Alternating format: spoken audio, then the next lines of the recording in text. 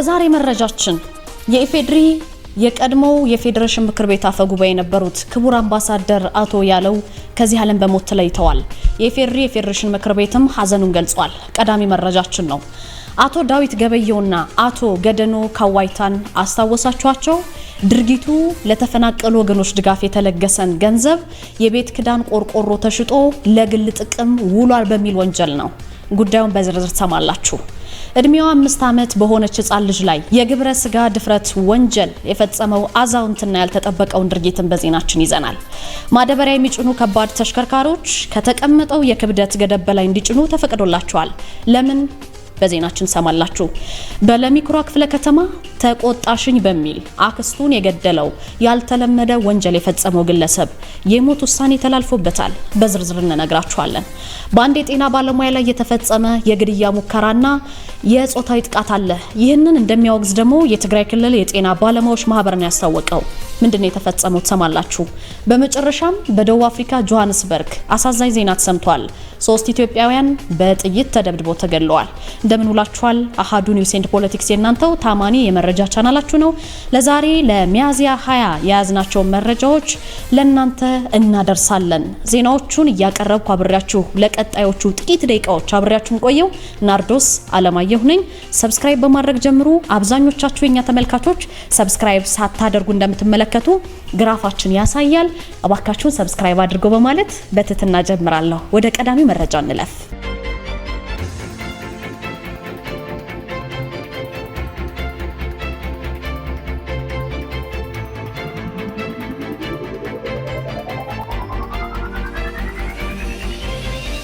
የቀድሞው የኢፌድሪ የፌዴሬሽን ምክር ቤት አፈ ጉባኤ የነበሩት ክቡር አምባሳደር አቶ ያለው አባተ ከዚህ ዓለም በሞት ተለይተዋል። የኢፌድሪ የፌዴሬሽን ምክር ቤት አፈ ጉባኤም ሀዘናቸውን ገልጸዋል። ባደረባቸው ህመም እንግዲህ ምክንያት እሳቸው በሕክምና ነው የቆዩት ነው የተባለው። ነገር ግን ትላንትና ህይወታቸው ማለፉን ነው የሰማነው። ይሄንን ህይወታቸው በማለፉ የተሰማኝን ጥልቅ ሀዘን በራሴና በኢፌድሪ የፌዴሬሽን ምክር ቤት ስም ገልጻለሁ ሲሉ አቶ አገኘሁ ተሻገር ገልጸዋል። ክቡር አምባሳደር አቶ ያለው አባተ ደከመኝ ሰለቸኝ ሳይሉ እንግዲህ ለሀገራቸው የሰጡት አገልግሎትና የላቀ አስተዋጽኦም ሁሌም በክብር የሚታወስ ነው ብለዋል። ለቤተሰቦቻቸው፣ ለወዳጆቻቸው፣ ለስራ ባልደረቦቻቸውም ሁሉ እግዚአብሔር መጽናናት እንዲሰጣችሁ ከልብ እመኛለሁ። ፈጣሪ ነፍሳቸውን ይማርልን ሲሉ የኢፌድሪ የፌዴሬሽን ምክር ቤት አፈ ጉባኤው አቶ አገኘሁ ተሻገር ሀዘናቸውን ገልጸዋል። አቶ ዳዊት ገበየውና አቶ ገደኖ ካዋይታን ታስታውሷቸዋላችሁ ብዬ አስባለሁ። ከዚህ በፊት በተለያዩ የዜና አውታሮች ላይም ስማቸው ሲጠቀስ ነበረ። ለተፈናቀሉ ወገኖች ድጋፍ እንዲሆን የተለገሰ 6594 የቤት ክዳን ቆርቆሮ ተሸጦ ለግል ጥቅም ውሏል። 3,072,466 ብር ነው ተሸጦ የተበላው ነው የተባለው። የኮንሶ ዞን ከፍተኛው ፍርድ ቤት እንግዲህ የቀድሞ የኮንሶ ዞን ዋና አስተዳዳሪ የነበሩትን አቶ ዳዊት ገበየውና የግብርና መምሪያ የአደጋ ስጋትና ስራ አመራር ኃላፊ የነበሩትን አቶ ገደኖ ካዋይታ ላይ የፍርድ ውሳኔ ማሳለፉን የፍርድ ቤቱ ፕሬዝዳንት አቶ ሞሃባ ቀውያ ገልጸዋል። ግለሰቦቹ የመንግስትን የስራ ኃላፊነት በማይመች አኳኋን መምራትና የሙስና ወንጀል ጥፋተኛ መሆናቸውን ፍርድ ቤቱ አረጋግጧል ሲሉ ነው ፕሬዝዳንቱ የተናገሩት። ቀደም ሲል በነገርኳችሁ ለግል ጥቅም በመዋል ማለት ነው።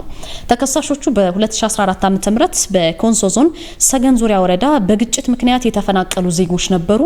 ለነዚህ ለተፈናቀሉ ወገኖች ድጋፍ እንዲሆን ከኢትዮጵያ ጉምሩክ ኮሚሽን የተለገሰውን 6594 የቤት ክዳን ቆርቆሮ ሸጠው ለግል ጥቅማቸው መዋላቸውን በማስረጃ መረጋገጡ ነው የተነገረው።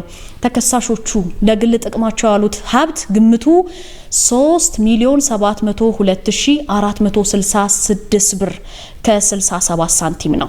የተገኘው ጥቅምና በህዝብ ላይ የደረሰው ጉዳት እንዲሁም የወንጀሉ ዓላማ ከበድ ያለ መሆኑን ፍርድ ቤቱ ግምት ውስጥ ማስገባቱን ገልጸዋል። እንደ ፕሬዝዳንቱ ገለጻ እንደውም ፍርድ ቤቱ በመመሪያው መሰረት ተከሳሾቹ እያንዳንዳቸው በ15 ዓመት ጽኑ እስራትና በ50 ሺህ ብር መቀጮ እንዲቀጡ መነሻ ቅጣት ወስኖ ነበረ።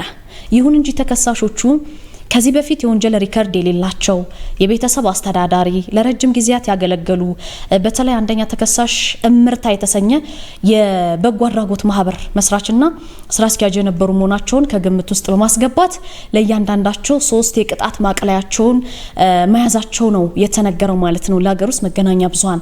የግራ ቀኙን ክርክር ያደመጠው ፍርድ ቤቱ እንግዲህ የመጨረሻ ውሳኔ ማስተላለፉን ተገልጿል።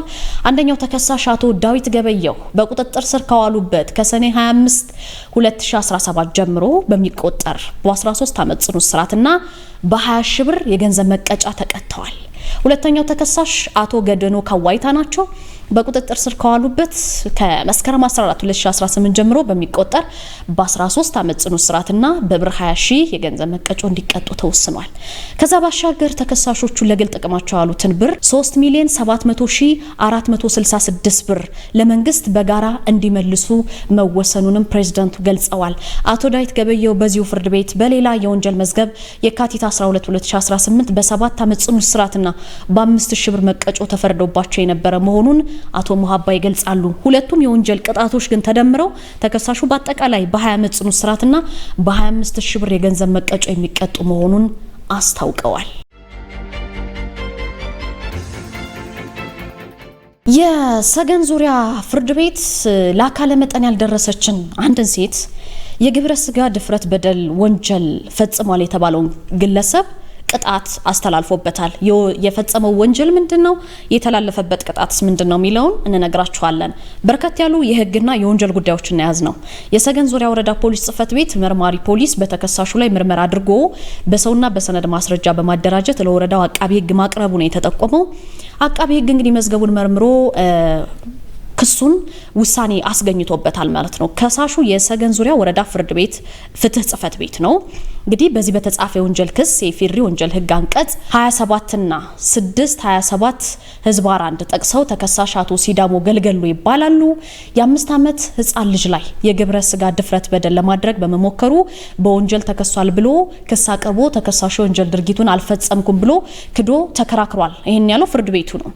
አቃቢ ህግ እንግዲህ ተከሳሹ የወንጀል ድርጊቱን ስለመፈጸሙ በማስረጃ አረጋግጦ ፍርድ ቤት ተከሳሹ እንዲከላከል ብይን ሰጥቶ ተከሳሹ ደግሞ መከላከያ ማስረጃ የለኝም መከላከያ ማስረጃ አላመጣሁም በማለቱ የሰገን ዙሪያ ወረዳ ፍርድ ቤት በቀን 16 በዋለው ችሎት በተከሰሰበት ወንጀል የ5 ዓመትን ህፃን ልጅ የግብረ ስጋ ድፍረት በመፈጸሙ ይህ አዛውንት በ19 ዓመት ጽኑ እስራት እንዲቀጣው ወስኗል።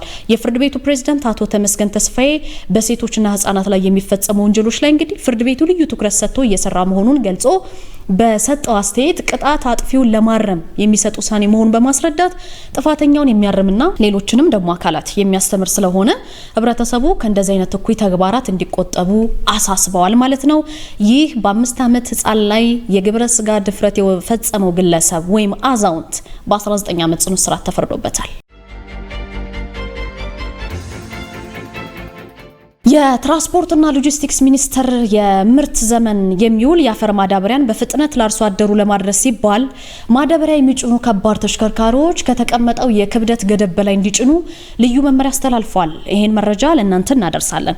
ከትራንስፖርትና ሎጂስቲክስ ሚኒስቴር በተገኘው መረጃ መሰረት እስከዛሬ ባለው መረጃ ወይም ይሄ ዜና እስከተጠናከረበት ሰዓት ድረስ ወደ ሀገር ውስጥ 1,023,406 ሜትሪክ ቶን ማዳበሪያ ተጓጉዞ ገብቷል ወደ ሀገሪቱ። ይሁን እንጂ በአሁኑ ወቅት በመካከለኛው ምስራቅ በተለይ በዛ አካባቢ በተፈጠረው ቀውስ የጸጥታ ሁኔታ ምክንያት በነዳጅ አቅርቦቱ ላይ መስተጓጎል ተፈጥሯል። ለተጠቀሰው የምርት ዘመን የታቀደ ማዳበሪያ በወደብ ላይ ተከማችቶ እንደሚገኝም ተገልጿል ማለት ነው። በዚህ በመካከለኛው ጦርነት ቀውስ የተነሳ ይህንን በወደብ ላይ የተከማቸ ማዳበሪያ በአጭር ጊዜ ውስጥ በማጓጓዝ ለአርሶ አደሩ ለማድረስ እንዲቻል ማዳበሪያ የሚጭኑ ከባድ ተሽከርካሪዎች ከተፈቀደ የክብደት መጠን ወይም ከተፈቀደው ሎድ በላይ ጭነው እንዲንቀሳቀሱ ተፈቅዶላቸዋል ማለት ነው። የትራንስፖርትና ሎጂስቲክስ ሚኒስትር ዴኤታው አቶ ደንጌ ቦሩ እንደገለጹት ከሆነ ለአሁኑ የተለየ የሚባል ክምችት ወደብ ላይ ባይኖርም ከሰሞኑ አንድ መርከብ ወደብ ላይ ደርሳለች ብለዋል። ሚኒስትሩ እንግዲህ ውሳኔው ስለተላለፈበት ምክንያት ሲያብራሩ ምንድነው ያሉት? ሆርሙዝ በመዘጋቱ በተፈጠረ የነዳጅ አቅርቦት መስተጓጎል ስላለ የመጣውንና ቀጣይ የሚመጣውን ቶሎ ለማንሳትና በተለይ ለአርሶ አደሩ በፍጥነት ለማድረስ የተላለፈ መመሪያ ነው ከተቀመጠው ክብደት በላይ እንዲጭኑ የተደረገው ብለዋል። በመሆኑም የኢትዮጵያ መንገዶች አስተዳደርና ኢትዮጵያ የክፍያ መንገዶች ኢንተርፕራይዝ የጭነት ቁጥጥርና ክትትል የሚያደርጉ ባለሙያዎቻቸው ይህንን ልዩ ውሳኔ ተግባራዊ በማድረግ የማዳበሪያ ትራንስፖርት ሂደቱን እንዲያሳልጡትና አስፈላጊውን ድጋፍ እንዲያደርጉም መመሪያ ሰጥቷል።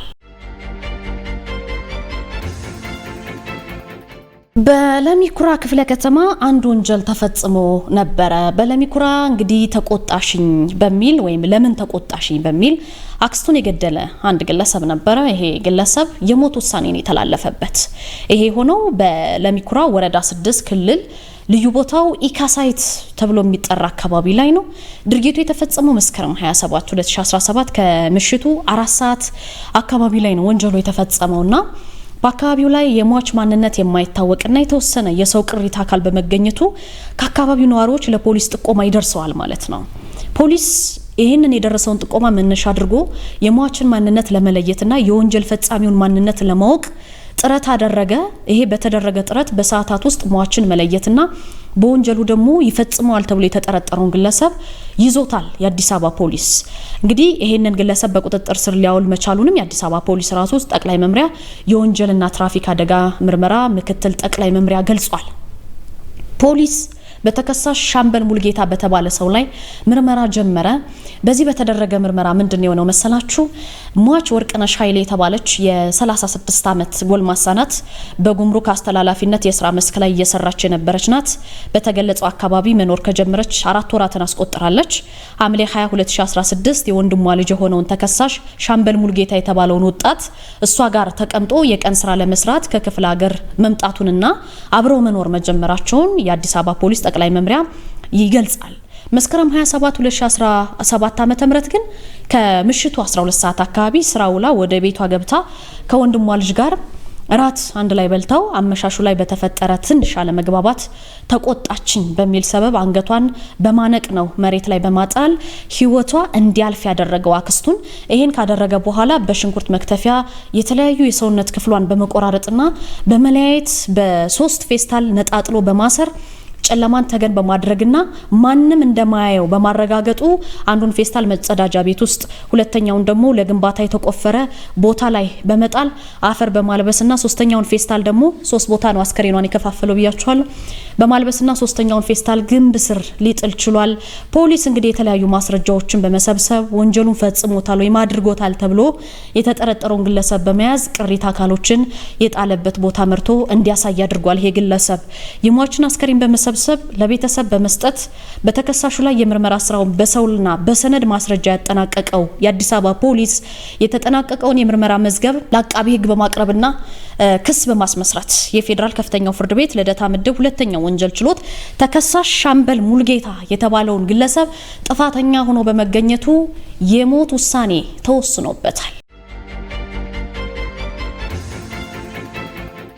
በትግራይ ማዕከላዊ ዞን በጭላ ወረዳ በሚገኘው አሳይመ በተባለ ጤና ጣቢያ የምትሰራ የጤና ባለሙያ ላይ በቡድን የግድያ ሙከራና ጾታዊ ጥቃት እንደደረሰባት ተገልጿል። ድርጊቱ የተፈጸመው ሚያዝያ 17 ነው። የትግራይ ክልል ጤና ባለሙያዎች ማህበር እንደውም ስርዓት አልበኞች ሲል የገለጻቸው ግለሰቦች በአካባቢው ሲካሄድ የነበረ የጸረ ትራኮማ ዘመቻ ስራ ላይ የዋለችን አንድ የጤና ባለሙያ ከምሽቱ 5 ሰዓት ላይ ሄደው ቤቷን ሰብረው ጾታዊ ጥቃትና የመግደል ሙከራ እንደፈጸሙባት ነው የተገለጸው። በዚች የጤና ባለሙያ ላይ ስርዓት አልበኞቹ የጤና ባለሙያዋን ቤት በቴንዲኖ ብረት ሰብረው ነው የገቡት ነው የተባለው። ሰዎቹ እስካሁን በቁጥጥር ስር እንዳልዋሉ በመግለጽም የትግራይ የጤና ባለሙያዎች ማህበር የዞን፣ የወረዳ፣ የቀበሌ የጸጥታ መዋቅሮች እንዲሁም ደግሞ የሴቶች ጾታዊ ጥቃት እንዲቆም የሚሰሩ የመንግስትና የግል ተቋማት ግለሰቦች እንዲያዙ እንዲተባበሩ ጠይቋል ማለት ነው በዚህ የመግደልና የጾታዊ ጥቃት ሙከራ። ከዚህ ባለፈ ግን በዞኑና በወረዳው ባለ ቀበሌ ገበሬ ማህበር በሚገኝ የጤና ጣቢያ የምትሰራ የጤና ባለሙያ ላይ ጥር 4 ቀን 2017 ጾታዊ ጥቃትና የግድያ ሙከራን የተፈጸመባት የጤና ባለሙያ እርጉዝ እናትን ለማዋለድ በሌሊት ከቤቷ ወደ ምትሰራበት የጤና ጣቢያ በመጓዝ ላይ ያለች ነው ጾታዊ ጥቃትና የመግደል ሙከራ የተፈጸመባት ብሏል ማህበሩ። ጾታዊ ጥቃቱ በስለት በማስፈራራትና በመጉዳት እንደተፈጸመ ማህበሩ ይገልጻል። ተጎጂዋ ነርስ እስካሁን ድረስ በሕክምና ክትትል ስር ብትገኝም ወንጀል ፈጻሚዎቹ አለመያዛቸው ቁጣና ስጋት እንደፈጠረበት ማህበሩ አመላክቷል። ወደ መጨረሻው ዜና ተመለስን። ውድ ቤተሰቦቻችን በደቡብ አፍሪካ በርካቶችን ያስደነገጠና ብዙዎችን በማህበራዊ ሚዲያ ላይ እያዘኑበት የሚገኝ አንድ ጉዳይ ተከስቷል። በደቡብ አፍሪካ በጥይት የተገደሉ ግለሰቦች አሉ። ከነዚህ ውስጥ 3 ኢትዮጵያውያን ናቸው። በደቡብ አፍሪካ እንግዲህ ነጻነት ቀን አከባበር ላይ በነበረችው ጆሃንስበርግ ከተማ ትላንትና አንድ የደረሰ ጥቃት አለ። በዚህ የደረሰ የጥይት ጥቃት የ3 ኢትዮጵያውያንና የ2 ናይጄሪያን ህይወት አልፏል። ጥቃቱ የተፈጸመው በከተማዋ በሚገኝ ማክዶናልድ የፈጣን ምግብ መሸጫ ተቋም ውስጥ ነው። ተጎጂዎቹ እዚያው በነበሩበት ወቅት ማንነታቸው በትክክል ባልታወቁ ታጣቂዎች ጥቃት እንደተሰነዘረባቸው የኢትዮጵያ ኮሚኒቲ አባላት ገልጸዋል። ይሄ ግድያ የተፈጸመው በሀገሪቱ መጤጠል ወይም ደግሞ አመለካከት ያላቸው ወገኖች በስደተኞች ላይ የተቃውሞ ሰልፍ ጥሪ ያደረጉ ባሉበት ወቅት መሆኑ ስጋቱን ያበረታዋል ነው የተባለው። የፖሊስ መኮንኖች ግን የተለየ ጥርጣሬ እንዳላቸው ተገልጿል። አንድ የደቡብ አፍሪካ ፖሊስ ከፍተኛ መኮንን እንደገለጹት ከሆነ ጥቃቱ በስደተኞች ላይ ከሚሰነዘር የጥላቻ ጥቃት ይልቅ በዜጎች መካከል ባለ አለመግባባት የተከሰተ ሊሆን እንደሚችል ግምታቸውን ይሰጣሉ። ጥቃቱ የተፈጸመው ግን ደቡብ አፍሪካ የመጀመሪያውን ዲሞክራሲያዊ ምርጫ ያካሄደችበትን ዕለት በማሰብ ሚያዝያ 27 ወይም አፕሪል 27ን የምታከብረውን የነጻነት ቀን ተከትሎ ነው የተፈጸመው። በደቡብ አፍሪካ የሚኖሩ ኢትዮጵያውያን ወገኖችም ወቅታዊውን ሁኔታ ታሳቢ በማድረግ አስፈላጊውን ጥንቃቄ እዛ አካባቢ የምትኖሩ ሰዎች እንድታደርጉ የኮሚኒቲ አመራሮች ጥሪያቸውን እያቀረቡ ናቸው። ውድ ቤተሰቦቻችን ከኛ ጋር ስለነበራችሁ እጅግ ከልብ አድርገን እናመሰግናለን። ዜናዎችን አዘጋጅቼ ያቀረብኩት ናርዶስ አለማየሁ ነበርኩኝ። ስለምትከታተሉን ከልብ ነው የምናመሰግነው። ቻናላችን እንዲሁም ደግሞ ዜናዎቻችን ከተመቻችሁ ላይክ፣ ሼር፣ ሰብስክራይብ በማድረግ ሌሎች ወዳጆቻችሁ እንዲደርስ አድርጉ። ስለተከታተላችሁ እናመሰግናለን። በያላችሁበት ደስ የሚል ምሽት ይሁንላችሁ። ውድ አሃዱ ቤተሰቦች በያላችሁበት ሰላምታችን ይድረሳችሁ ብለናል። ከአሃዱ ሬዲዮ 94.3 የሚያዝያ 2018 ዓ.ም የዕለተ ማክሰኞ አሃዱ ልሳን ማለዳችን ተጀምሯል። አሃዱ ልሳን ማለዳውን እየመራው ፍቅር ተቢተው ህይወት ጌትነት የእናንተ ውድ ቤተሰቦቻችን ሀሳብ፣ አስተያየት፣ ጥቆማ እየተቀበለች የዓለም ስራ ዘውዱ ቴክኒኩን እየተቆጣጠረች አብረናችሁ እንዘልቃለን። ለሀሳብ አስተያየት ጥቆማችሁ በ0940 መጨረሻውን 02 እና 03 እንዲሁም 07 እያደረጋችሁ ደውሉልን። 7545 አጭር የጽሁፍ መቀበያችን ነው። በ7545 በቀጥታ መደወልም ይቻላል። አንኳር ዘገባዎቹ ቀዳሚ ናቸው። ነጋዴዎች ለንግድ እንቅስቃሴ የግል የሂሳብ አካውንታቸውን መጠቀማቸው ፈተና መሆኑ ተገለጸ። በሀገሪቱ የዲጂታል ክፍያ አገልግሎት ከሚቀበሉ ነጋዴዎች መካከል ከ99 በመቶ በላይ የሚሆኑት ክፍያውን የሚቀበሉት በግል የባንክ ሂሳባቸው መሆኑን አዲስ ጥናት ማመልከቱን ተከትሎ የኢትዮጵያ ብሔራዊ ባንክ የንግድ ሂሳብ አከፋፈል መስፈርቶችን ይበልጥ ለማቅለል እየሰራ መሆኑን አስታውቋል። አሃዱ በጥናቱ ላይ አስተያየት እንዲሰጡም በኢትዮጵያ ብሔራዊ ባንክ የፋይናንስ አካታችነት ዴቨሎፕመንት ዳይሬክተር አቶ አብርሃም ፍቃዱን አነጋግሯል። ዳይሬክተሩ የጥናቱ ውጤትን አስመልክተው በሰጡት ምላሽ የነጋዴው የዲጂታል ክፍያ ተጠቃሚነት ከጊዜ ወደ ጊዜ እያደገ መምጣቱና ከፍተኛ መሆኑን እንዲሁም ለውጥ ማምጣቱን ገልጸዋል።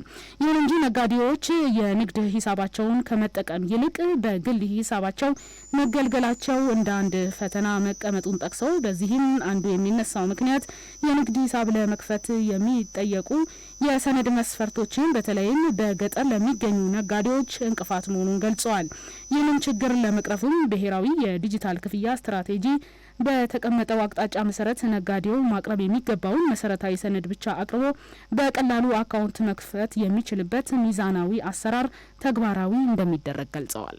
ፔመንት ስትራቴጂው ላይም የተለየ ጉዳይ ነው። አሁን የመርቻንቱን አዶፕሽን እዚህ ጥናቱ ላይ እንዳየ ነው ኢንተረስቲንግ ነው። 58% ወይም ወደ 60% አዶፕሽን አለ ወይም ደግሞ ነጋዴው 60% የሚሆነው ሰርቬይ ከተደረገ ውስጥ ዲጂታል ፔመንትን ይጠቀማል ነው። በእርግጥ ዲጂታል ፔመንትን ብቻ ሳይሆን እያደባለቀ ነው የሚጠቀመው። ካሽን የሚጠቀማል፣ ዲጂታል የሚጠቀማል። ግን እንደዛም ሆኖ 60% ዲጂታል የሚጠቀም መርቻንት ማግኘት ራሱ በጣም ትልቅ ስኬት ነው ለኛ በዚህ ደረጃ መሆኑ ማለት ነው። ግን ምንድነው እንዳልከው አንዱ የተለየው ችግር የግል ሂሳባቸውን ነው የሚጠቀሙትና የንግድ ሂሳባቸውን አይጠቀሙም።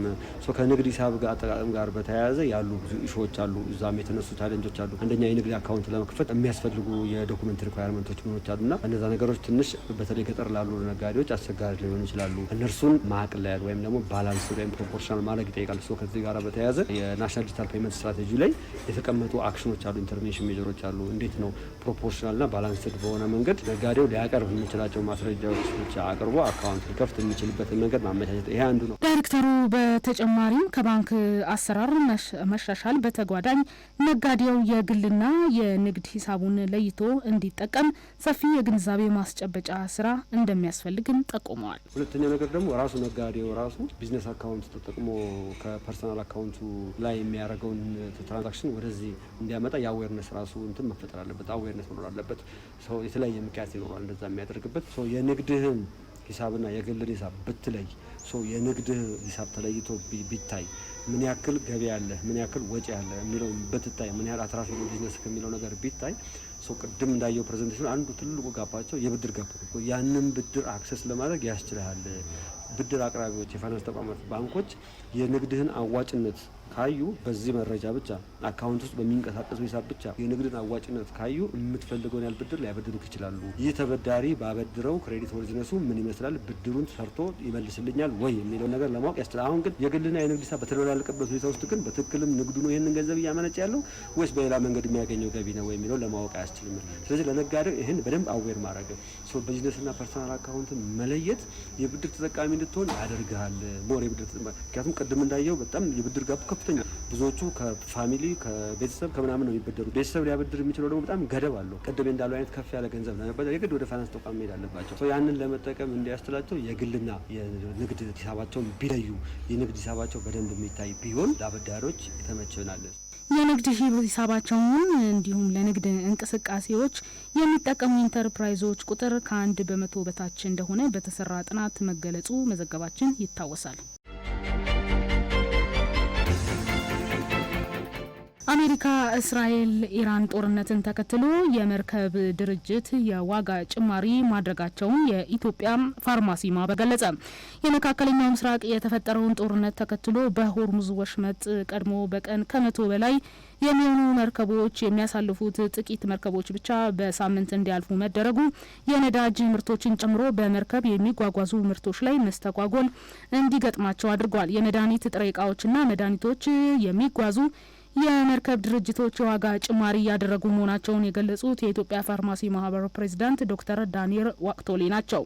ጦርነቱ ከፍተኛ ተጽዕኖ አሳድሯል ያሉ ሲሆን መንግስት እንዲሁም ማህበሩ የመድኃኒት አቅርቦት ላይ ክፍተት እንዳይፈጠር ጥረት እየተደረገ መሆኑንም ገልጸዋል።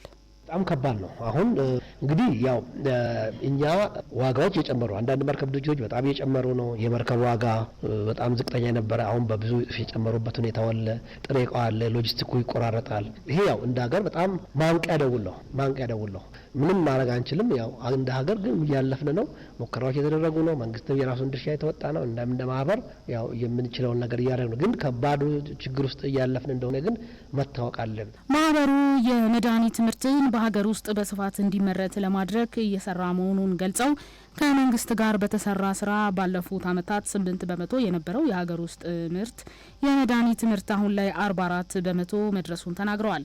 የተፈጠረው ጦርነት የመርከብ እንቅስቃሴን 90 በመቶ መቀነሱን መረጃዎች የሚያሳዩ ሲሆን መድኃኒቶች፣ የሰብአዊ ድጋፍ አቅርቦቶች ወደ አፍሪካ ሀገራት በሚፈለገው ልክ እንዳይገቡ ማድረጉም እየተገለጸ ነው። ይህም መሰረታዊ የመድኃኒትና ወሳኝ የሕክምና አቅርቦቶች እጥረት እንዲፈጠር አድርጓል። እንደ ሳውዲ አረቢያ፣ ኳታርና የተባበሩት አረብ ኤምሬት ያሉ የባህረ ሰላጤው ሀገራት ከህንድ ከአውሮፓና ከቻይና የሚመጡ መሰረታዊ የመድኃኒት ምርቶችን ወደ አፍሪካ፣ እስያና ዩናይትድ ስቴትስ የሚጓጓዙባቸው መሆኑ ይታወቃል። ከደቡብ ሱዳን የሚገቡ ታጣቂዎች በጋምቤላ ብሔራዊ ፓርክ ውስጥ ህገወጥ አደን እየፈጸሙ መሆኑ ተገለጸ። ከደቡብ ሱዳን የሚገቡ ታጣቂዎች በጋምቤላ ክልል በሚገኘው የጋምቤላ ብሔራዊ ፓርክ ውስጥ በመግባት ህገወጥ አደን እንደሚፈጽሙም የክልሉ ቱሪዝም ቢሮ ኃላፊ የሆኑት አቶ ኮንግሬት ለአህዱ ተናግረዋል። ብሔራዊ ፓርኩ ከደቡብ ሱዳን ጋር እንደሚዋሰን የሚገልጹት ኃላፊው ከጎረቤት ሀገራት በሚመጡ ታጣቂዎች ህገወጥ አደን እንደሚፈጸም አስታውቀዋል። በፓርኩ የተጠናከረ የጥበቃ አገልግሎት እንዳይደረግ የሰው ኃይል እጥረት እንዳጋጠመም የተናገሩት ለብሔራዊ ፓርኩ የጥበቃ አገልግሎት ከ50 በላይ ለሚሆኑ ሰዎች ስልጠና ቢሰጥም ስልጠናውን አጠናቀው ወደ ስራ የገቡት 27 ሰዎች ብቻ መሆናቸውንም ጠቁመዋል። በዚህ ሳቢያም ፓርኩ ከሚዋሰንበት ደቡብ ሱዳን አቋርጠው የሚገቡ ታጣቂዎች ህገወጥ አደን እየፈጸሙ መሆናቸውንም አቶ ኮንግሬት ለአሃዱ ተናግረዋል። በአሁኑ ወቅት ደቡብ ሱዳን የእርስ በርስ ግጭት ውስጥ በመሆኗ በሀገሪቱ ያሉ ታጣቂዎች ወደ ፓርኩ በመግባትም በዋናነት እንደ ድኩላ ያሉ የዱር እንስሳትን እያደኑ ለምግብነት እየተጠቀሙ ነው ብለዋል። አንድ ወረዳ ላይ ዲማ ይዟል። አንዳንድ ግለሰቦች እንስሳቶቹን አጥኖ የገደሏቸው ወደ ገበያ የማቅረብ ሁኔታዎች ነበሩ። እነሱ ያው ክስር እንዲሆኑና ቁጥጥር የተደረጉባቸው ሁኔታዎች አሉ። ያው የኛዎቹ ነበሩ፣ የደቡብ ሱዳንም ነበረ። ያው ደቡብ ሱዳን እንደሚታወቀው ጦርነት ላይ ናቸው። የሚዋጉት ሚሊቴሪዎች እንስሳቶቹ እንደ ምግብ አድርጎ የሚያድኑት አሉ። አልፎ አልፎ የእኛ ድንበር አሻግሮ እኛ ጋር አደን ስራ የሚሰሩበት ሁኔታዎች አሉ።